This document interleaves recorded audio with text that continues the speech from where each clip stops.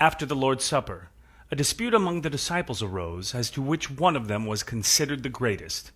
It was then that Jesus identified Peter to be the disciple who would deny Jesus 3 times before the rooster crows.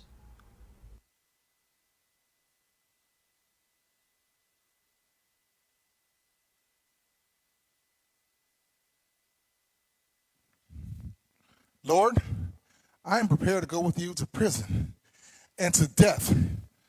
These are the words I spoke to Jesus, as my name was spoken as he who would deny the Lord. His prediction shook me to my core. I was prepared to lay down my life for my Lord. Later that evening, we went to the Olive Grove to pray with Jesus. And Judas arrived, guiding the high priests, soldiers, and officers. Anger I felt for this traitor caused me to draw my sword, slicing the air of Malchus. Servant to the high priest, put away your sword, Jesus said to me. Am I not to drink the cup the Father has given me? So I stood down, and I watched with my disciple brothers as he was dragged away. And I decided to keep my promise to Jesus, follow him. When I arrived, I waited in the courtyard of the high priest, and I could hear the cackles and the jeers of, the king has been arrested. It took all of my might and strength not to draw my sword again.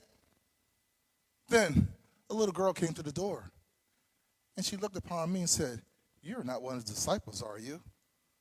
And without a thought, I answered, no, I am not. A bitter cold traveled to my bones, yet I stood in front of a blazing hot fire. The girl examined me further and asked once again, you with that Nazarene, Jesus? I answered again, I know not of what you speak. And those words pierced my soul.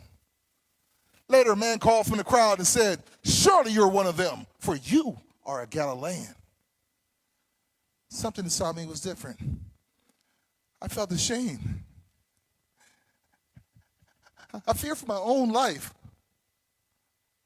I swore to them that I knew not of what they spoke. And at that time, I wandered around for what seemed like an eternity, until eventually, in the distance, I heard the sound.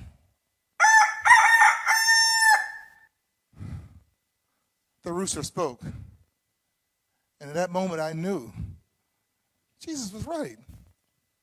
I had denied him 3 times, just as he said. It was then that I bowed my head and I wept.